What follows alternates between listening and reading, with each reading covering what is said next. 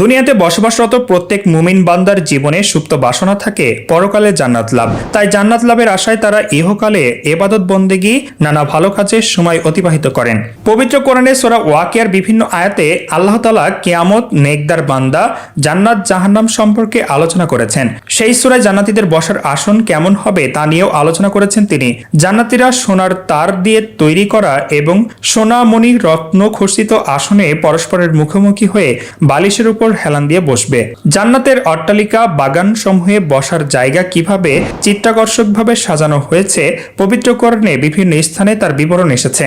সূরা ওয়াকিয়ার এই আয়াত সমূহে মহান আল্লাহ বলেন, স্বর্ণখচিত আসনে ওরা হেলান দিয়ে বসবে, পরস্পর মুখোমুখি হয়ে। অন্যত্রে বলেন, উন্নত মর্যাদা সম্পন্ন শয্যা, প্রস্তুত থাকবে পানির পাত্র এবং বিছানা গালিচা। আল্লাহ তাআলা আরো বলেন, সেখানে তারা হেলান দিয়ে বসবে পুরো রেশনের আস্তরণ বিশিষ্ট ফরাশে, দুই উদ্যানের ফল হবে কাছাকাছি।